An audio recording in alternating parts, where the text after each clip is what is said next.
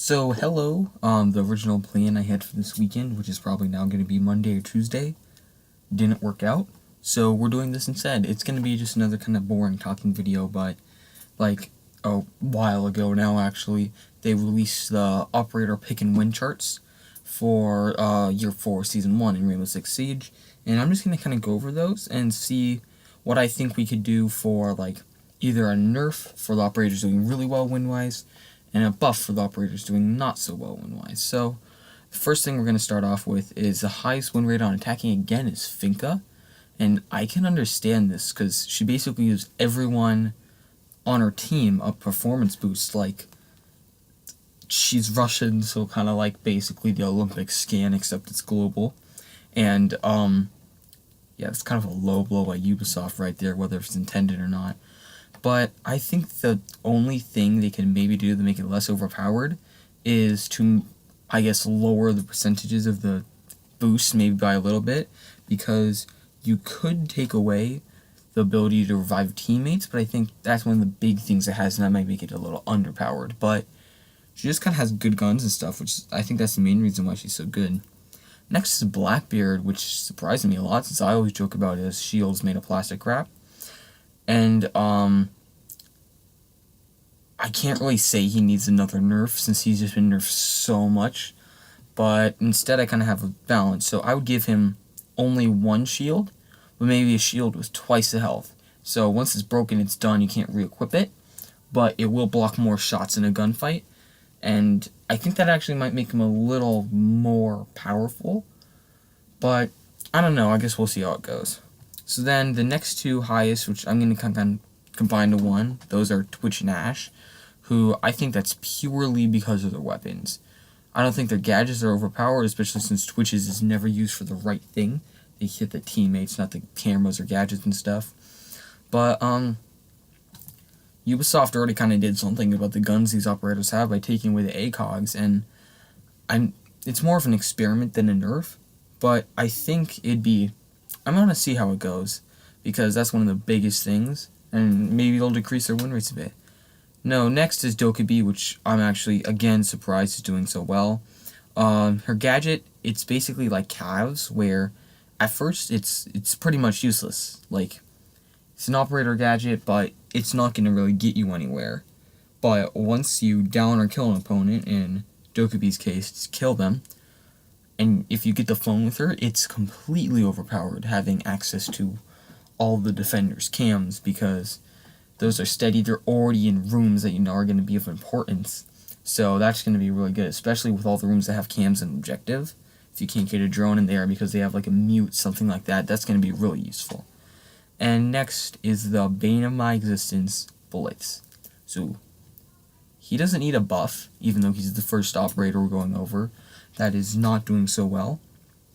He doesn't need a buff. He just needs to, like,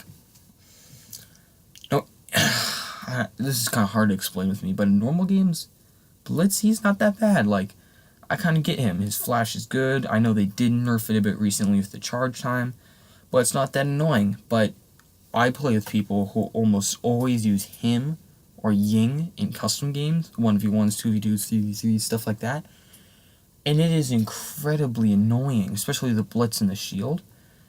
I honestly just hate this character, and especially on House. And, yeah, I mean, I wouldn't really give him a nerf or a buff at all. I just leave him where he's at. Like, he's close enough where I don't think he really needs any balancing. He's in a good place. So now, Thatcher has a lower win rate, but this is another one I think is just a coincidence, since his gadget's actually pretty good. And I only have really played him during the Rainbow's Magic event. After that, I play him more, but I still prefer playing like Finka or Lion if I'm not going to play a Hard Breacher or Fuse. So that's basically everyone else I play. But yeah, I think he's pretty good, and I think he's just in the place where he's kind of in limbo. I think just don't do anything, see how he goes. It might improve. Yeah. So then next is Hibana, which the only thing I would do with her is make her, I guess, give her a larger explosion range, because she's really good at opening lines of sight, especially since you can open 3 at once. Like, imagine you're in the room as a defender, and all of a sudden, 3 different holes on 3 different walls pop up, and since usually at least 2 members of your team are anchoring, and probably another one's lurking, you can't cover all of those. And if they have multiple attackers there, you can really get mowed down. But to get through an actual wall, it's harder, because you have to waste 2 of them, I guess. So I would like to say she needs a bigger thing, but I think that's part of the sacrifice, which, if you want to open up holes, you play Thermite. If you want to open up lines of sight, you're better off with Hibana. Like, a mix, at least on soft breaching, I'd say would be Ashe. So, I mean, I didn't really do anything with her. Again, I think she's just kind of not doing so well because people who play her might not be doing that well. I don't know. So now we're on to my favorite operator in the whole game, and my offensive main, so Fuse. And he's very effective in low ranks, but once you learn the pattern of his grenades and like the sound cues and stuff, he's easier to avoid in higher ranks.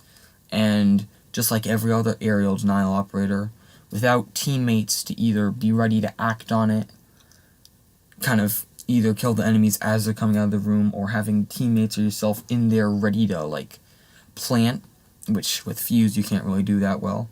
But he's just not that good. And in the higher ranks, I would just maybe speed up the time his grenades launch for a bit, just to make it harder, like if the defender is behind a shield or something, or in certain situations, make it harder for them to get out. But I think with the play Fuse, you really need a coordinated team, and that's why he's not doing that well. So the only other attacking operator I think that needs a buff is Capitão. But since he's already getting one, I just kind of want to see how it goes. And I think Ubisoft does do a really good job on keeping up with what operators need, like, at least on offensive, what operators need nerf, what operators need buffs. They're really good at finding unique ways to do it, like taking away the ACOG without actually affecting stats, and kind of seeing how stuff like that goes. So now on to the defenders. The first defender with basically a super high win rate is Frost. And if you don't know, I'm a Frost main, I love that operator, and she's perfectly balanced. So then it's like, wait, how is she doing so well then? Well, I'll tell you. So last season when the updates came out, I was only just starting to play Frost. This season, I started actually maining Frost. Is that a coincidence? I think not. But I realize you can play on PC and you're not on Platinum or Diamond. I don't care. Shut up. Go away. That doesn't matter. It's all because of me. I'm the one who pulled that win rate up because I'm so good with Frost. Just shut up. Quiet. No one cares about your opinion. Your opinion is wrong. Okay, so now look at the rest of the defenders who are doing pretty well. And the first is Smoke. I don't think there's a big problem with the operators, but with the players, there's definitely a problem because people use him really aggressively, use the smokes early on, and after he uses all the smokes, he's basically a recruit with a shotgun. Another operator who isn't doing good is Castle, and I absolutely hate Castle because every time someone plays on my team, every time someone plays him, I get killed. I get trapped out of the room running back and placing a frost mat somewhere. I get killed from doing it. I'm trying to get to the objective room to stop a defuse or something. There's a castle barricade in the way. I just hate him. I just hate the operator. I've always had bad experiences with him.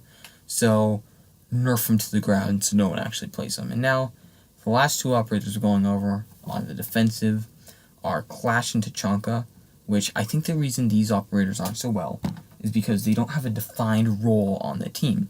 Like Tachanka, he just has a bigger gun. That doesn't really have a role at all. Clash, I guess she's maybe area denial, but she doesn't have a good role, and I think that's why these operators aren't good. Because they don't fit into any metas. They just don't fit in any team compositions or strategies. So here's what I would do to fix. With Clash, I would give her shield to the ability to electrify nearby things, or maybe give her the ability to, I don't know, somehow disable attacker jackets in the range. Like, say, attacker's placing a breach charge or thermite charge, and Clash walks near it, it will, be disabled, and maybe on the shield to go along with that, you can give her some sort of sensor where she can turn it on for like 10 seconds period at a time. She has like 1 or 2 charges, so she can see kind of like a mini IQ thing or temporary IQ thing, and then Clash can walk near it like through a wall and destroy it, kind of give her some breach denial or something like that. That might help her a bit, help her fit into the meta more. With Tachanka, I actually have some good ideas. So first thing I would do is just give him leg armor and see how it goes, see if he gets any better, so that way the attackers have to shoot through his shield, and considering he probably has the better gun, he'll have an advantage in that fight, and attackers have to play really carefully with him or try to flank somehow. And then if that doesn't work, I would actually give his turret the ability to mount onto a door, like they're doing with the shields, the deployable shields coming up. And I think that would give him some more area denial, kind of blocking off a doorway, but also adding a big gun to your team. And as long as enemies don't come from behind, and you have reinforced walls, you could completely block off a entrance or like a peek hole, something like that. You can completely block it off. And I think that would actually, it wouldn't really have a defined role, but it would be something good enough that people would play it. So anyways, that's just kind of my opinion on this. Sorry that this isn't like a full thing to like the two of you who actually watch these. And that's about it. Hope to see you in the next one. It's probably going to be another mobile game thing, not Fortnite though. And then we'll get on back with some more Siege stuff, since that game just comes out well because it has good quality, stuff like that. Anyways, see you in the next one. And here's a new clip of my dog this time.